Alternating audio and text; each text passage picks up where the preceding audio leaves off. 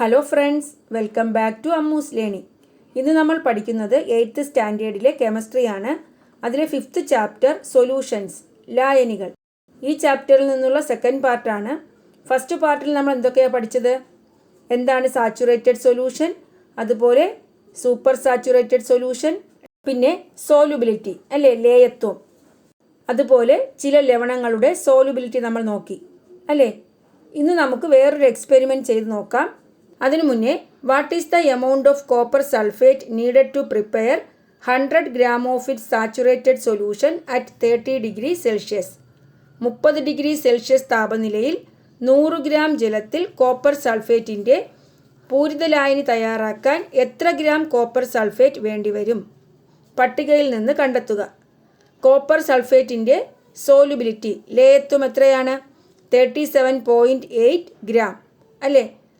100 gram saturated solution ഉണ്ടാക്കുക എന്ന് വെച്ചാൽ എന്താണ്? 30 degree Celsius ആണ്. അപ്പോൾ നിശ്ചിത താപനിലയിൽ 100 gram പൂരിതലായനി തയ്യാറാക്കാൻ ആവശ്യമായ സൊല്യൂട്ടിൻ്റെ എമൗണ്ടിനെയാണ് സോലുബിലിറ്റി എന്ന് പറയുന്നത്.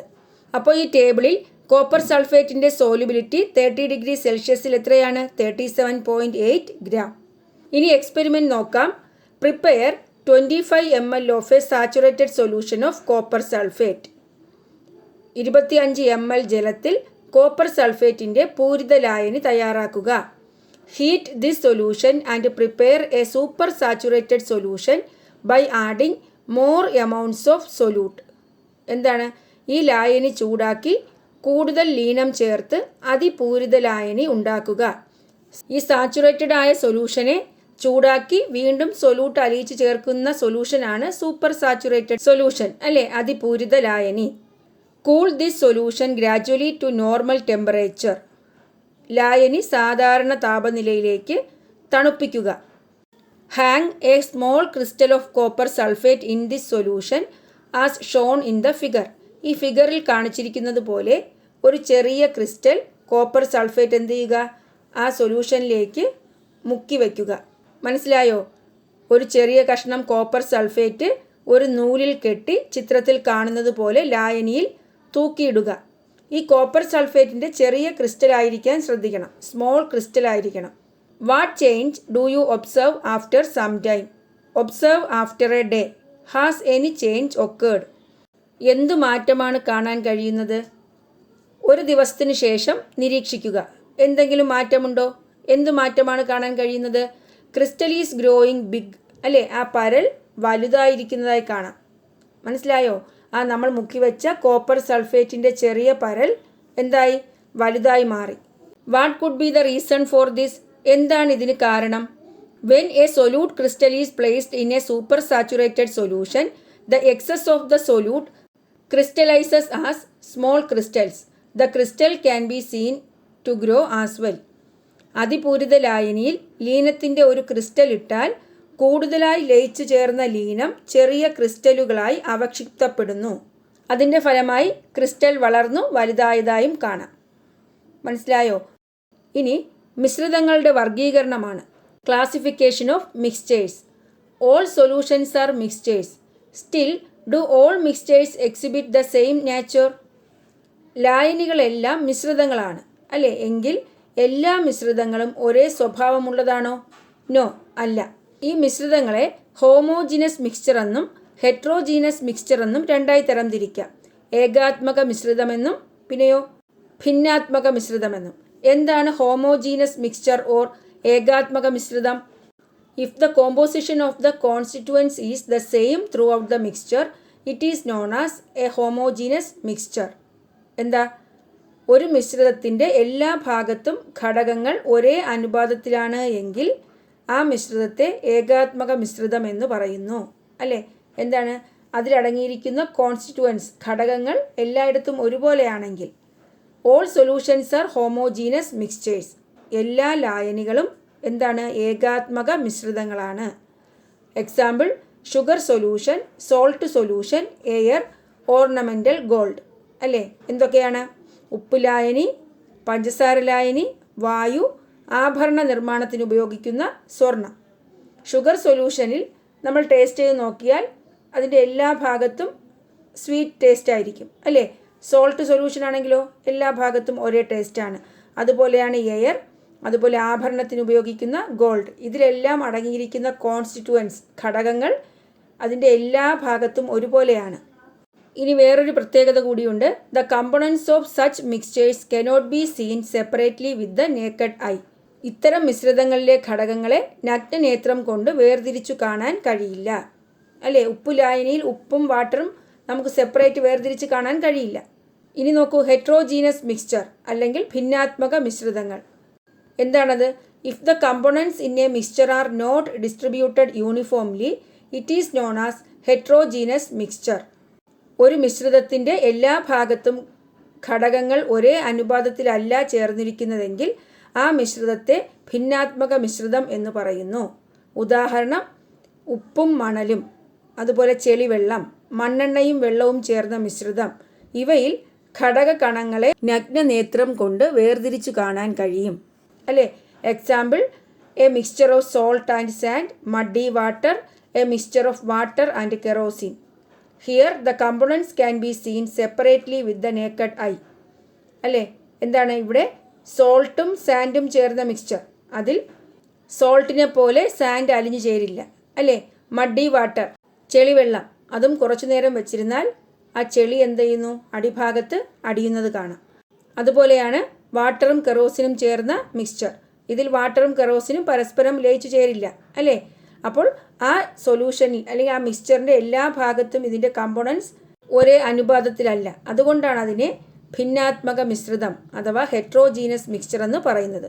അപ്പോൾ എന്താണ് ഹോമോജീനസ് മിക്സ്ചർ, എന്താണ് ഹെട്രോജീനസ് മിക്സ്ചർ? ഓരോന്നിനും എക്സാമ്പിൾസ് മനസ്സിലായല്ലോ. ഇനി നമുക്ക് എന്താണ് ട്രൂ സൊല്യൂഷൻ, കൊളോയിഡ്, സസ്പെൻഷൻ, എന്താണ് യഥാർത്ഥ ലായനി, കൊളോയിഡ് എന്താണ്, സസ്പെൻഷൻ എന്താണെന്ന് നോക്കാം. നമുക്കൊരു എക്സ്പെരിമെൻറ്റ് ചെയ്ത് നോക്കാം.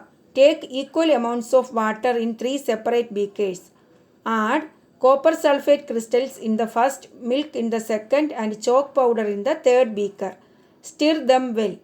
Keep the beakers undisturbed for some time. 3 ബീക്കറുകളിലായി ഒരേ അളവിൽ ജലം എടുക്കുക. ഒന്നാമത്തേതിൽ കോപ്പർ സൾഫേറ്റ് തരികളും രണ്ടാമത്തേതിൽ പാലും മൂന്നാമത്തേതിൽ ചോക്ക് പൊടിയും ചേർത്ത് നന്നായി ഇളക്കുക. ബീക്കറുകൾ അല്പസമയം അനക്കാതെ വയ്ക്കുക. ദ പിക്ചർ കണ്ടല്ലോ. ഒന്നാമത്തേതിൽ കോപ്പർ സൾഫേറ്റ് പ്ലസ് വാട്ടർ, രണ്ടാമത്തേത് മിൽക്ക് പ്ലസ് വാട്ടർ, മൂന്നാമത്തെ ബീക്കറോ ചോക്ക് പൗഡർ പ്ലസ് വാട്ടർ. അല്ലേ? In which of these beakers did the substance settle down?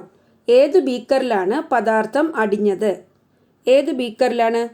മൂന്നാമത്തെ ബീക്കറിലാണ്. ചോക്ക് പൗഡറും വാട്ടറും ചേർന്ന ബീക്കറിലാണ് ആ ബീക്കർ അനക്കാതെ വെച്ചപ്പോൾ പദാർത്ഥം അടിഞ്ഞത്. മനസ്സിലായോ? Stir it again and pass an intense beam of light through the sides of the 3 beakers. ഒന്നുകൂടി ഇളക്കിയ ശേഷം 3 ബീക്കറുകളിലെയും വശങ്ങളിലൂടെ ശക്തമായ പ്രകാശ ബീം കടത്തിവിടുക. മനസ്സിലായോ? 3 ബീക്കറും ഒന്നുകൂടി ഇളക്കിയ ശേഷം അതിലൂടെ എന്ത് ചെയ്യണം? ലൈറ്റ് പാസ് ചെയ്യണം. എന്നിട്ട് എന്ത് ചെയ്യണം? Tick your observations in the table. ആ ടേബിളിൽ നമ്മുടെ നിരീക്ഷണം ടിക്ക് ചെയ്യുക. എന്താണ് ടേബിളിൽ തന്നിരിക്കുന്നത്? Observation beaker 1, beaker 2, beaker 3. അല്ലേ? നിരീക്ഷണങ്ങൾ ഓരോ ബീക്കറിലും എങ്ങനെയാണ്? എന്താണ് നിരീക്ഷിക്കേണ്ടത്? Path of the beam can be observed. പ്രകാശപാത കാണാൻ സാധിക്കുന്നത് ഏത് ബീക്കറിലാണ്? അതുപോലെ പാർട്ടിക്കിൾസ് ക്യാൻ ബി ഒബ്സർവ്ഡ്. കണികകൾ കാണാൻ കഴിയുന്നത് ഏത് ബീക്കറിലാണ്? ഒന്നാമത്തേത് നിരീക്ഷിക്കാം. Path of the beam can be observed. പ്രകാശപാത കാണാൻ കഴിയുന്നത് ഒന്നാമത്തെ ബീക്കറിൽ കാണാൻ കഴിയുന്നില്ല. രണ്ടാമത്തെ ബീക്കറിലും മൂന്നാമത്തെ ബീക്കറിലും പ്രകാശപാത കാണാൻ കഴിയുന്നു. മനസ്സിലായോ? പ്രകാശ ബീം ആ ബീക്കറിലൂടെ കടത്തിവിടുമ്പോൾ ആ പ്രകാശത്തിൻ്റെ പാത്ത്, അല്ലേ, പ്രകാശപാത കാണാൻ കഴിയുന്നത് ബീക്കർ 2, മിൽക്കും വാട്ടറും ചേർന്ന മിശ്രിതം, അതുപോലെ ഏതാണ്? ചോക്ക് പൗഡർ, അല്ലേ, ചോക്ക് പൗഡർ ചേർന്ന മിശ്രിതം. ഒന്നാമത്തെ ബീക്കറിൽ കോപ്പർ സൾഫേറ്റും വാട്ടറും ചേർന്ന മിക്സ്ചറിൽ കണികകളുടെ വലിപ്പം വളരെ ചെറുതാണ്. മനസ്സിലായോ? Particles are very small. അതുകൊണ്ട് തന്നെ ഈ അതിസൂക്ഷ്മങ്ങളായ കണികകൾക്ക് പ്രകാശത്തെ വിസരിപ്പിക്കാൻ, സ്കാറ്റർ ചെയ്യാൻ കഴിയുന്നില്ല. അതുകൊണ്ട് പ്രകാശപാത കാണാൻ കഴിയുന്നില്ല. പ്രകാശം പാർട്ടിക്കിൾസിൽ തട്ടി സ്കാറ്ററിംഗ് സംഭവിക്കുമ്പോഴാണ് പ്രകാശപാത കാണാൻ കഴിയുന്നത്. ഇവിടെ കണികകൾ അതിസൂക്ഷ്മങ്ങളായതിനാൽ പ്രകാശരശ്മികൾക്ക് സ്കാറ്ററിംഗ് സംഭവിക്കുന്നില്ല, അല്ലേ? പ്രകാശത്തെ വിസരിപ്പിക്കാൻ കഴിയുന്നില്ല, അതുകൊണ്ട് പ്രകാശപാത കാണാൻ കഴിയുന്നില്ല. എന്നാൽ ബീക്കർ 2-ൽ ഈ പാർട്ടിക്കിൾസിൻ്റെ വലിപ്പം ഒന്നാമത്തെ ബീക്കറിനേക്കാൾ വലുതാണ്, കുറച്ചും കൂടി വലിയ പാർട്ടിക്കിൾസാണ്. അതുകൊണ്ട് തന്നെ പ്രകാശം പാർട്ടിക്കിൾസിൽ തട്ടി സ്കാറ്ററിംഗ് സംഭവിക്കുന്നു. അങ്ങനെ വിസരിപ്പിക്കാൻ കഴിയുന്നത് കൊണ്ട് പ്രകാശപാത കാണാൻ കഴിയുന്നു. ബീക്കർ 3-ൽ പാർട്ടിക്കിൾസിൻ്റെ വലിപ്പം വളരെ കൂടുതലാണ്, അതുകൊണ്ട് തന്നെ സ്കാറ്ററിംഗ് സംഭവിക്കുന്നു, വിസരണം സംഭവിക്കുന്നു. അങ്ങനെ പ്രകാശപാത കാണാൻ കഴിയുന്നു. ഇനി പാർട്ടിക്കിൾസ് ക്യാൻ ബി ഒബ്സർവ്ഡ്. കണികകൾ കാണാൻ കഴിയുന്നത് എങ്ങനെയാണ്? ബീക്കർ 1-ലെ കണികകൾ കാണാൻ കഴിയുന്നില്ല, ബീക്കർ 2-ലും കണികകൾ കാണാൻ കഴിയുന്നില്ല. ബീക്കർ 3-ൽ നമുക്ക് എന്താണ് നേക്കഡ് ഐസ് കൊണ്ട് കാണാൻ കഴിയുന്നു. മനസ്സിലായോ? കണികകൾ കാണാൻ സാധിക്കുന്നു. അപ്പോൾ രണ്ട് ടേബിളിലെയും ഒബ്സർവേഷൻ മനസ്സിലായല്ലോ. Path of the beam can be observed ഏതൊക്കെ ബീക്കറിലാണ്? Beaker 2, beaker 3. Particles can be observed കണികകൾ കാണാൻ കഴിയുന്നത് ബീക്കർ 3. ഇനി filter the 3 mixtures using a filter paper. Filter paper ഉപയോഗിച്ച് ഈ മിശ്രിതങ്ങളെ അരിച്ചു കഴിഞ്ഞാൽ, ഫിൽറ്റർ ചെയ്ത് കഴിഞ്ഞാൽ എന്താണ് കാണാൻ കഴിയുന്നത്? ബീക്കർ 1-ൽ ഈ ഒരു ഫിൽറ്റർ പേപ്പർ ഉപയോഗിച്ച് അരിച്ചു കഴിഞ്ഞാൽ കണികകൾ കാണാൻ കഴിയുന്നില്ല. കാരണം എന്തുകൊണ്ടാണ്? വളരെ ചെറിയ പാർട്ടിക്കിൾസാണ്. ബീക്കർ 2-ലെ മിശ്രിതവും ഫിൽറ്റർ പേപ്പർ ഉപയോഗിച്ച് അരിച്ചു കഴിഞ്ഞാൽ എന്താണ്? കണികകൾ തങ്ങി നിൽക്കുന്നില്ല, കാരണം അതിലും ചെറിയ കണികകളാണ്. എന്നാൽ ബീക്കർ 3-ൽ ഫിൽറ്റർ പേപ്പർ ഉപയോഗിച്ച് അരിച്ചു കഴിഞ്ഞാൽ കണികകൾ ആ ഫിൽറ്റർ പേപ്പറിൽ തങ്ങി നിൽക്കുന്നു. കാരണം എന്താ? ബീക്കർ 3-ലെ ചോക്ക് പൗഡർ മിശ്രിതത്തിൽ വലിയ പാർട്ടിക്കിൾസാണ് അടങ്ങിയിരിക്കുന്നത്. അപ്പോൾ മനസ്സിലായോ? അപ്പോൾ നമുക്ക് ഈ 3 ബീക്കറുകളിലും നടത്തിയ എക്സ്പെരിമെൻറ്റിൽ നിന്നും മനസ്സിലായത് എന്തൊക്കെയാണ്? ബീക്കർ 1 കണങ്ങളുടെ വലിപ്പം കുറവായതിനാൽ കാണാൻ കഴിയില്ല. കണികകൾ അതിസൂക്ഷ്മങ്ങളായതിനാൽ അവയ്ക്ക് പ്രകാശത്തെ വിസരിപ്പിക്കാൻ കഴിയുന്നില്ല, അതുകൊണ്ട് പ്രകാശപാത കാണാൻ കഴിയുന്നില്ല. അതുപോലെ പദാർത്ഥത്തിലെ കണികകളെ അരിച്ചു വേർതിരിക്കാൻ കഴിയുന്നില്ല, അല്ലേ? Particles cannot be seen with the naked eye. Since these particles are very minute, they cannot scatter a beam of light. Hence the path of the light beam is not visible. Beaker 2 എന്താണ്? കണങ്ങളുടെ വലിപ്പം beaker 1-ലെ മിശ്രിതത്തേക്കാൾ കൂടുതലാണ്. ഈ കണികകൾ പ്രകാശത്തെ വിസരിപ്പിക്കുന്നു. അതുപോലെ പദാർത്ഥത്തിലെ കണികകൾ അരിച്ചു വേർതിരിക്കാൻ കഴിയില്ല. Particle size is bigger than the beaker 1, അല്ലേ? അതുപോലെ they scatter the beam of light, thus the path of the beam visible. The particles cannot be separated by filtration. മനസ്സിലായോ? ഇനി മൂന്നാമത്തെ ബീക്കറാണ് ചോക്ക് പൊടിയും ജലവും ചേർന്ന ബീക്കർ. കണങ്ങളുടെ വലിപ്പം കൂടുതലാണ്. ഈ കണികകൾ പ്രകാശത്തെ വിസരിപ്പിക്കുന്നു, അതിനാൽ പ്രകാശപാത ദൃശ്യമാവുകയും ചെയ്യുന്നു. പിന്നെന്താണ്? കണികകൾ അരിച്ചു മാറ്റാൻ കഴിയും. Particle size is bigger, hence they scatter beam of light, making the path of the beam visible. Particles can be separated by filtration. ഇങ്ങനെ 3 ബീക്കറിലെയും സവിശേഷതകൾ പഠിച്ചു. Beaker 1 contains true solution. അപ്പോൾ ബീക്കർ 1-ലെ പ്രത്യേകത മനസ്സിലായല്ലോ. ഇങ്ങനെയുള്ള സൊല്യൂഷനെ ട്രൂ സൊല്യൂഷൻ എന്ന് പറയാം, യഥാർത്ഥ ലായനി. മനസ്സിലായോ? അപ്പോൾ ബീക്കർ 1 എന്താണ്? ഒരു ട്രൂ സൊല്യൂഷനാണ്, അല്ലെ? യഥാർത്ഥ ലായനിയാണ്. അപ്പോൾ ട്രൂ സൊല്യൂഷൻ്റെ പ്രത്യേകത ഞാൻ വീണ്ടും പറയേണ്ട ആവശ്യമില്ല. ബീക്കർ 1-ൻ്റെ പ്രത്യേകത എന്തൊക്കെയാണോ അതാണ് ട്രൂ സൊല്യൂഷൻ്റെ പ്രത്യേകത. ബീക്കർ 2, അല്ലേ? പാലും ജലവും ചേർന്ന ബീക്കർ, അതെന്താണ്? ഒരു കൊളോയിഡാണ്. അപ്പോൾ ബീക്കർ 2 എന്താണ്? കൊളോയിഡാണ്. ബീക്കർ 3 ചോക്ക് പൗഡർ അടങ്ങിയ മിശ്രിതം, അതെന്താണ്? ഒരു സസ്പെൻഷൻ ആണെന്ന് പറയാം. സസ്പെൻഷൻ്റെ പ്രത്യേകത എന്താണ്? സസ്പെൻഷനുകൾ എന്ന് പറയുമ്പോൾ കണങ്ങളുടെ വലിപ്പം കൂടുതലാണ്, നേക്കഡ് ഐസ് കൊണ്ട് കാണാൻ കഴിയുന്നു. പിന്നെയോ ഈ കണികകൾ പ്രകാശത്തെ വിസരിപ്പിക്കുന്നു, അല്ലേ? സ്കാറ്ററിങ്ങിന് വിധേയമാക്കുന്നു, അതുകൊണ്ട് പ്രകാശപാത ദൃശ്യമാകുന്നു. അതുപോലെ പാർട്ടിക്കിൾസ് ക്യാൻ ബി ഫിൽറ്റേർഡ്, ഘടകങ്ങളെ അരിച്ചു വേർതിരിക്കാൻ കഴിയുന്നു. മനസ്സിലായോ? അപ്പോൾ എന്താണ് ട്രൂ സൊല്യൂഷൻ, എന്താണ് കൊളോയിഡ്, എന്താണ് സസ്പെൻഷൻ? അത് ഓർമ്മിക്കാനുള്ള എളുപ്പ വഴി, ട്രൂ സൊല്യൂഷനിൽ നമ്മൾ ഈ പറഞ്ഞ കാര്യങ്ങളൊന്നും സാധ്യമാകില്ല. എന്നാൽ കൊളോയിഡുകളിൽ എന്താണ്? പ്രകാശപാത മാത്രം ദൃശ്യമാകുന്നു. സസ്പെൻഷനുകളിൽ ഇതെല്ലാം സാധ്യമാകുന്നു. കാണാൻ കഴിയുന്നു, പ്രകാശപാത കാണാൻ കഴിയുന്നു, വേർതിരിക്കാൻ കഴിയുന്നു. ഇനി നമ്മൾ ഈ ചെയ്ത എക്സ്പെരിമെൻ്റ് എല്ലാം ഈ ടേബിളിൽ കംപ്ലീറ്റ് ആക്കി എഴുതാം. എന്താണ് ആക്ടിവിറ്റി? പ്രവർത്തനം എന്തായിരുന്നു? Filtering using a filter paper ഉപയോഗിച്ച് അരിക്കുന്നു. അതുപോലെ passing an intense beam of light, ശക്തമായ പ്രകാശ ബീം കടത്തിവിടുന്നു. കീപ്പ് ഇറ്റ് അൺഡിസ്റ്റർബ്ഡ്, അനക്കാതെ വയ്ക്കുന്നു. ഇങ്ങനെ 3 പ്രവർത്തനം ചെയ്തപ്പോഴും ഓരോന്നിലും ഉണ്ടായ മാറ്റം, അതായത് ലായനിയിൽ എങ്ങനെയാണ്, കൊളോയിഡിൽ എങ്ങനെയാണ്, സസ്പെൻഷനിൽ എങ്ങനെയാണ്. അപ്പോൾ filtering using a filter paper ഉപയോഗിച്ച് അരിക്കുമ്പോൾ ലായനി എങ്ങനെയാണ്? Particles cannot be separated by filtration. True സൊല്യൂഷനിൽ പാർട്ടിക്കിൾസ് എന്താണ്? കണികകൾ വേർതിരിക്കാൻ കഴിയില്ല, അല്ലേ? ഘടകങ്ങളെ അരിച്ച് വേർതിരിക്കാൻ കഴിയില്ല. കൊളോയിഡിലോ cannot be separated by filtration. ഇവിടെയും ഘടകങ്ങളെ അരിച്ച് വേർതിരിക്കാൻ കഴിയില്ല. Suspension can be separated by filtration, അരിച്ച് വേർതിരിക്കാൻ കഴിയുന്നു. Passing an intense beam of light, അല്ലേ?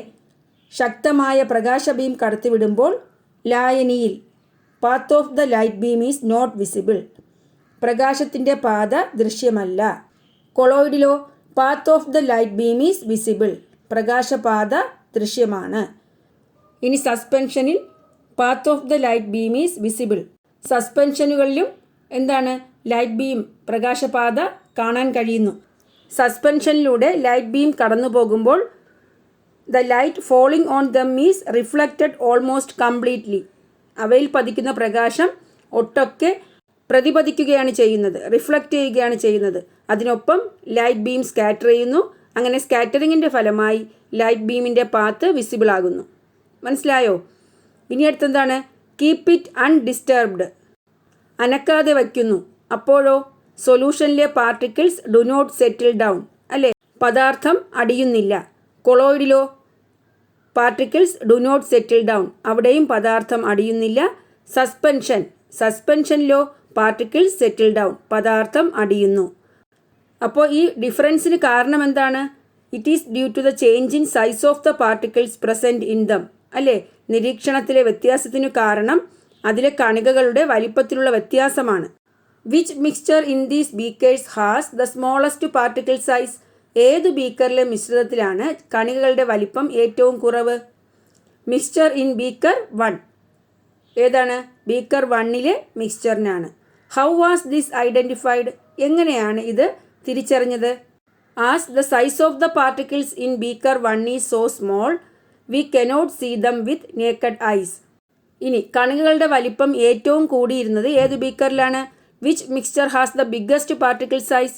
മിക്സ്ചർ ഇൻ ബീക്കർ 3, അല്ലേ? ബീക്കർ 3ലെ മിശ്രിതമാണ് ഏറ്റവും വലിപ്പമുള്ള കണികകൾ ഉണ്ടായിരുന്നത്. ഇതിൽ നിന്നും നമുക്കൊരു സൊല്യൂഷൻ എന്ന് പറയുമ്പോൾ ട്രൂ സൊല്യൂഷൻ, യഥാർത്ഥ ലായനിയുടെയും കൊളോയിഡിൻ്റെയും അതുപോലെ സസ്പെൻഷൻ്റെയും പ്രത്യേകതകൾ എന്തൊക്കെ പറയാം? The size of the solute particles present in A solution is so small it cannot be seen with the naked eye. Since these particles are very minute, they cannot scatter a beam of light. Hence, the path of the light beam is not visible. അല്ലേ? ലായനികളിൽ ലീന കണികകളുടെ വലിപ്പം വളരെ കുറവായതിനാലാണ് കണികകൾ നഗ്നനേത്രങ്ങൾ കൊണ്ട് കാണാൻ കഴിയാത്തത്. ഇവയിലെ കണികകൾ അതിസൂക്ഷ്മങ്ങളായതിനാൽ അവയ്ക്ക് പ്രകാശത്തെ വിസരിപ്പിക്കാൻ കഴിയുന്നില്ല. അതുകൊണ്ട് പ്രകാശപാത കാണാൻ കഴിയുന്നില്ല. അടുത്തോ, in the case of colloids, the solute particle size is comparatively bigger. Hence, they scatter a beam of light, thus making the path of the beam visible. കൊളോയിഡുകളിൽ അല്പം കൂടി വലിയ ലീന കണികകളാണ് ഉള്ളത്. അതിനാൽ ഈ കണികകൾ പ്രകാശത്തെ വിസരിപ്പിക്കുകയും പ്രകാശപാത ദൃശ്യമാവുകയും ചെയ്യുന്നു. ഇനി സസ്പെൻഷനുകളിലോ? Particles of suspensions are big enough to be seen with the naked eye. The light falling on them is reflected almost completely. They gradually settle down under the influence of gravity. സസ്പെൻഷനുകളിലാവട്ടെ നഗ്നനേത്രങ്ങൾ കൊണ്ട് കാണാൻ കഴിയുന്ന അത്രയും വലിപ്പമുള്ളവയാണ് suspension കണികകൾ. അവയിൽ പതിക്കുന്ന പ്രകാശം ഒട്ടൊക്കെ പ്രതിപതിക്കുകയാണ് ചെയ്യുന്നത്. ഗുരുത്വാകർഷണം കാരണം അവ ക്രമേണ അടിയുകയും ചെയ്യുന്നു.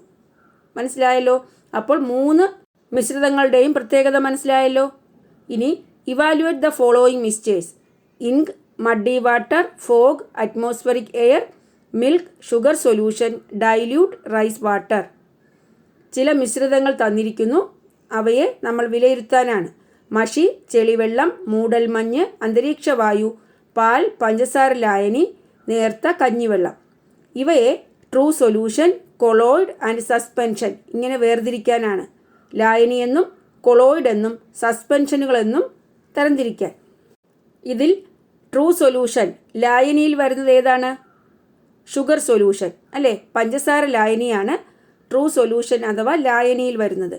കൊളോയിഡിലോ dilute rice water, milk, ink, fog. ഏതൊക്കെയാണ്? നേർത്ത കഞ്ഞിവെള്ളം, പിന്നെയോ പാൽ, മഷി, മൂടൽമഞ്ഞ്. ഇത്രയും ഏതിൽ വരും? കൊളോയിഡ്. സസ്പെൻഷനിൽ വരുന്നതാണ് മഡ്ഡി വാട്ടർ, ചെളിവെള്ളം, അറ്റ്മോസ്ഫെറിക് എയർ, അന്തരീക്ഷവായു. മനസ്സിലായോ? അപ്പോൾ കൊളോയിഡ് എന്താണ്, സസ്പെൻഷൻ എന്താണ്, ട്രൂ സൊല്യൂഷൻ എന്താണെന്ന് നിങ്ങൾ പഠിച്ചു കഴിഞ്ഞു. അതിലെ പാർട്ടിക്കിൾസിൻ്റെ പ്രത്യേകത പഠിച്ചു. അപ്പോൾ അത് വെച്ച് നമുക്ക് ഇത് മൂന്നും തരംതിരിച്ചെഴുതാൻ കഴിയും. സിനിമാ തിയേറ്ററുകളിലും സ്മാർട്ട് ക്ലാസ് റൂമുകളിലും പ്രൊജക്ടറിലൂടെ ചിത്രങ്ങൾ പ്രദർശിപ്പിക്കുമ്പോൾ പൊടിപടലങ്ങൾ ഉയർന്നാൽ പ്രകാശപാത വ്യക്തമായി കാണാൻ കഴിയുന്നത് ശ്രദ്ധിച്ചിട്ടുണ്ടോ? എന്താണ് ഇതിന് കാരണം? Have you noticed that the path of the light beam can be clearly seen due to the dust particles in a cinema theatre and in smart class rooms where visuals are shown using a projector. What is the reason behind this? ഇതിനുള്ള reason എന്താണ്? നമുക്കൊരു experiment ചെയ്ത് നോക്കാം. Prepare a solution by adding 2 gram sodium thiosulfate in a beaker containing 50 ml of water. Arrange the beaker in the path of a beam of light as shown in the figure and add a few drops of dilute hydrochloric acid. Stir the solution. Observe for a while. Record your observations. എന്താണ് പറയുന്നത്? ഒരു ബീക്കറിൽ 50 ml ജലമെടുത്ത് അതിൽ 2 gram sodium thiosulphate ചേർത്ത് ലായനി തയ്യാറാക്കുക. അപ്പോൾ 2 gram sodium തയോസൾഫേറ്റും 50 ml വാട്ടറും. ഈ ചിത്രത്തിൽ കാണുന്നത് പോലെ ബീക്കർ പ്രകാശപാതയിൽ ക്രമീകരിച്ച ശേഷം 2-3 തുള്ളി നേർപ്പിച്ച ഹൈഡ്രോക്ലോറിക് ആസിഡ് ചേർത്ത് ഇളക്കുക. കുറച്ചു സമയം നിരീക്ഷണം എഴുതുക.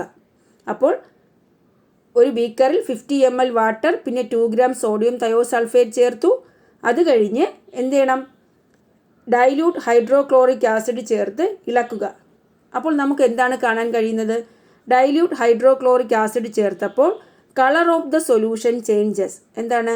ആ സൊല്യൂഷൻ്റെ, ആ ലായനിയുടെ നിറം മാറുന്നു. കാരണം എന്താ?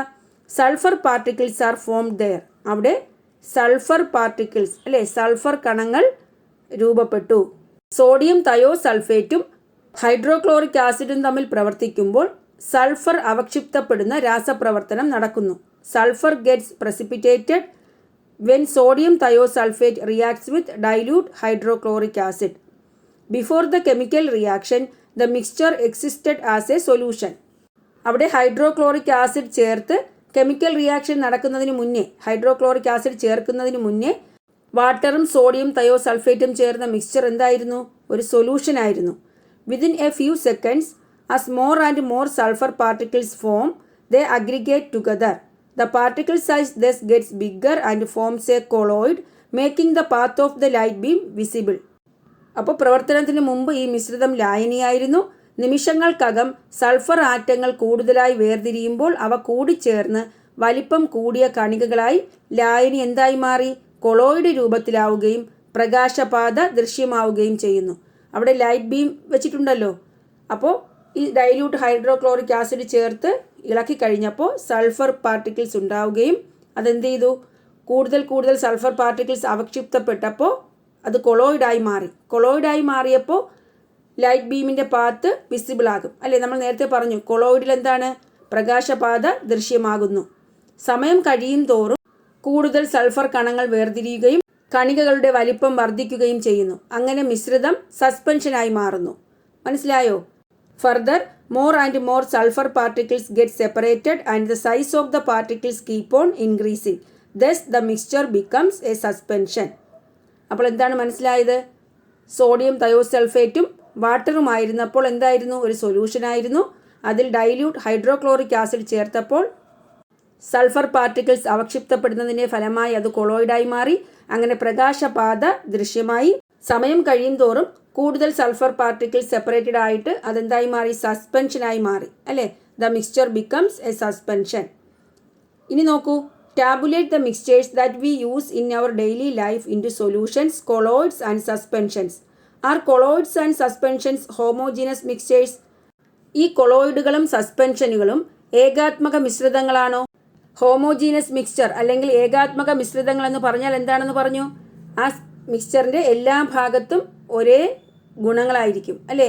ഷുഗർ സൊല്യൂഷൻ, പഞ്ചസാര സൊല്യൂഷനൊക്കെ എന്താണ്? ഹോമോജീനസ് മിക്സ്ചറാണ്. അപ്പോൾ ഈ കൊളോയിഡുകളും സസ്പെൻഷനുകളും ഏകാത്മക മിശ്രിതങ്ങളാണോ? ഹോമോജീനസ് മിക്സ്ചേഴ്സ് ആണോ? അല്ല അല്ലേ? നോ. കാരണം എന്താ? The colloids and suspensions are different from the solution. ഈ കൊളോയിഡും സസ്പെൻഷനും സൊല്യൂഷനിൽ നിന്നും വ്യത്യാസപ്പെട്ടിരിക്കുന്നു അല്ലേ? The solute particles in the colloids cannot be seen with naked eyes and they cannot be removed by filtration, but the path of the light ray is visible. പിന്നെയോ, the solute particles in suspension are visible, can be removed by filtration, it reflects light. So colloids and suspensions are not homogeneous mixtures. മനസ്സിലായോ? ഇനി എന്താണ്? Soft drink, കൃത്രിമ പാനീയങ്ങൾ. നാം ഉപയോഗിക്കുന്ന പല ജ്യൂസുകളും colloid രൂപത്തിലുള്ള പാനീയങ്ങളാണ്. ഇത്തരത്തിലുള്ള ജ്യൂസുകളും പാനീയങ്ങളും മാർക്കറ്റിൽ ലഭ്യമാണ് അല്ലേ? വളരെ കാലം സൂക്ഷിച്ചാലും ഇവ അടിയുന്നില്ല എന്നത് ശ്രദ്ധിച്ചിട്ടുണ്ടോ? എന്താ? They do not settle down even after prolonged storage. എന്തുകൊണ്ടാണ് ഒരുപാട് കാലം സൂക്ഷിച്ചാലും ഇവ അടിയാതെ നിലനിൽക്കുന്നത്? How are they retained as such for long periods of time without settling down? എന്തുകൊണ്ടാണ്? Some chemical substances are used in soft drinks to prevent the particles from getting settle down. അപ്പോൾ ഇവ അടിയാതെ കുറേ കാലം നിലനിൽക്കുന്നതിന് വേണ്ടി അവയിൽ ചില രാസവസ്തുക്കൾ ചേർക്കാറുണ്ട്. മനസ്സിലായോ? ഇങ്ങനെയുള്ള വസ്തുക്കളെ സ്റ്റെബിലൈസറുകൾ എന്നാണ് പറയുന്നത്. സ്റ്റെബിലൈസേഴ്സ്. മനസ്സിലായോ? അപ്പോൾ എന്താണ് stabilisers? Some chemical substances are used in soft drinks to prevent the particles from getting settle down. Such substances are called stabilisers. ഈ ആവശ്യത്തിന് വേണ്ടി മാത്രമാണോ ഈ കൃത്രിമ പാനീയങ്ങളിൽ ഈ കെമിക്കൽസ് ചേർക്കുന്നത്? നോ, അല്ല അല്ലേ? What are the other purposes for which chemical substances are added in soft drinks? കൃത്രിമ പാനീയങ്ങളിൽ മറ്റെന്തിനെല്ലാം രാസവസ്തുക്കൾ ഉപയോഗിക്കുന്നുണ്ട്? എന്തിനൊക്കെയാണ്? To get attractive colour and smell അല്ലേ? നല്ല ആകർഷണീയമായ കളറും സ്മെല്ലും കിട്ടുന്നതിന് വേണ്ടി. പിന്നെയോ, ഫോർ ടേസ്റ്റ് അല്ലേ? രുചിക്ക് വേണ്ടി. പിന്നെയോ, to keep it for a long time without get spoiled അല്ലേ? ചീത്തയാകാതെ ഒരുപാട് നാൾ സൂക്ഷിക്കുന്നതിന് വേണ്ടി. മനസ്സിലായല്ലോ? ഇനി നോക്കൂ, stabilisers. Some chemical substances used as stabilisers in soft drinks to prevent the particles from getting settled are brominated vegetable oil, sucrose, acetate, isobutyrate, glyceryl ester of rosin. മനസ്സിലായോ? കണികകൾ അടിയുന്നത് തടയാനായി കൃത്രിമ പാനീയങ്ങളിൽ ചേർത്തിരിക്കുന്ന സ്റ്റെബിലൈസറുകളാണ്. ചിലതാണ് പറഞ്ഞത്. ഇനി നോക്കൂ, familiarise yourself with some chemicals which are used in soft drinks to make them attractive. കൃത്രിമ പാനീയങ്ങൾ ആകർഷകമാക്കാൻ സാധാരണ ഉപയോഗിക്കുന്ന ചില രാസവസ്തുക്കളാണ് chemical substance, juice or food materials to which it is added, use. രാസവസ്തു, ചേർക്കുന്ന പാനീയം അല്ലെങ്കിൽ ഭക്ഷ്യപദാർത്ഥം, ഉപയോഗം. ടാർട്രസിൻ ഫുഡ് മെറ്റീരിയലാണ് ഉപയോഗിക്കുന്നത്. യൂസ് എന്താണ്? കളറിംഗ് ഏജൻ്റായിട്ട് ഉപയോഗിക്കുന്നു. യെല്ലോ കളറാണ്. എർത്രോസിൻ ഫുഡ് മെറ്റീരിയലാണ് ഉപയോഗിക്കുന്നത്. കളറിംഗ് ഏജൻ്റാണ്, നിറം നൽകാനാണ്. റെഡ് കളറാണ്. വാനിലിൻ എന്തിനാണ്? ഫുഡ് മെറ്റീരിയൽ ഉപയോഗിക്കുന്നു. ടേസ്റ്റ് എൻഹാൻസർ, രുചി കൂട്ടാനാണ്. ഫോസ്ഫോറിക് ആസിഡ് സോഫ്റ്റ് ഡ്രിങ്ക്സിൽ ഉപയോഗിക്കുന്നു. To give sour taste. Phosphoric acid കൃത്രിമ പാനീയങ്ങളിൽ പുളിരുചി കിട്ടാനാണ്. അടുത്ത് allyl hexanoate food material for fragrance. പൈനാപ്പിളിൻ്റെ സുഗന്ധത്തിന് വേണ്ടിയാണ് ഉപയോഗിക്കുന്നത്. ഏതാണ്? അലൈൽ ഹെക്സോണേറ്റ്. ഭക്ഷ്യപദാർത്ഥത്തിൽ സുഗന്ധത്തിന് വേണ്ടിയാണ് ഉപയോഗിക്കുന്നത്. അപ്പോൾ മനസ്സിലായോ? അപ്പോൾ ഈ ടേബിൾ പഠിച്ചു വയ്ക്കുക. Most of them are injurious to health. മിക്കവയും എന്താണ്? നമ്മുടെ ആരോഗ്യത്തിന് ദോഷകരമാണ് അല്ലേ? ഹാനികരമാണ്. ഇത്തരത്തിലുള്ള രാസവസ്തുക്കൾ കൃത്രിമ പാനീയങ്ങളിൽ ചേർക്കുന്നത് അപകടകരമാണ്. കൃത്രിമ പാനീയങ്ങൾ തുടർച്ചയായി ഉപയോഗിക്കുന്നത് ശരീരത്തെ എങ്ങനെയൊക്കെ ബാധിക്കും? ഇതിനെപ്പറ്റി മറ്റുള്ളവരിൽ നിന്നും വിവരങ്ങൾ ശേഖരിച്ച് എങ്ങനെയൊക്കെയാണ് കൃത്രിമ പാനീയങ്ങൾ നമ്മുടെ ശരീരത്തെ ദോഷകരമായി ബാധിക്കുന്നത് എന്ന് പഠനം നടത്തുക. അപ്പോൾ ഇത്രയും കാര്യങ്ങൾ നിങ്ങൾക്ക് മനസ്സിലായല്ലോ. അപ്പോൾ നമ്മൾ ഇന്ന് എന്തൊക്കെയാണ് പഠിച്ചത്? എന്താണ് ഹോമോജീനസ് മിക്സ്ചർ, ഏകാത്മക മിശ്രിതങ്ങൾ, എന്താണ് ഹെട്രോജീനസ് മിക്സ്ചർ, ഭിന്നാത്മക മിശ്രിതങ്ങൾ, അതുപോലെ എന്താണ് ട്രൂ സൊല്യൂഷൻ, കൊളോയിഡ്, സസ്പെൻഷൻ. ഇവ മൂന്നും ക്ലാസിഫൈ ചെയ്യാൻ പഠിച്ചു അല്ലേ? ഓരോന്നിൽ വരുന്ന മിക്സ്ചർ ഏതൊക്കെയാണ്. പിന്നെ സോഫ്റ്റ് ഡ്രിങ്ക്സ് പഠിച്ചു അല്ലേ? കൃത്രിമ പാനീയങ്ങൾ, അവയിൽ ചേർക്കുന്ന രാസവസ്തുക്കൾ, different types of chemical substances പഠിച്ചു. പിന്നെയോ സ്റ്റെബിലൈസർ എന്താണ്? ഈ കൃത്രിമ പാനീയങ്ങൾ കേടുകൂടാതെ സൂക്ഷിക്കാൻ ഉപയോഗിക്കുന്ന സ്റ്റെബിലൈസറുകളെ പറ്റി പറഞ്ഞു. അപ്പോൾ ഇനി ലെറ്റേഴ്സ് അസസ് കൂടിയുണ്ട്. അത് ഞാൻ സെപ്പറേറ്റ് വീഡിയോ ആയിട്ട് ഇതിനൊപ്പം ഇടുന്നതാണ്. അപ്പോൾ നിങ്ങൾക്ക് എൻ്റെ ക്ലാസ് ഇഷ്ടപ്പെട്ടു എങ്കിൽ നിങ്ങൾ എൻ്റെ ചാനൽ സബ്സ്ക്രൈബ് ചെയ്യുക, നിങ്ങളുടെ ഫ്രണ്ട്സിനൊക്കെ ഷെയർ ചെയ്യുക. Thanks for watching Ammu's learning.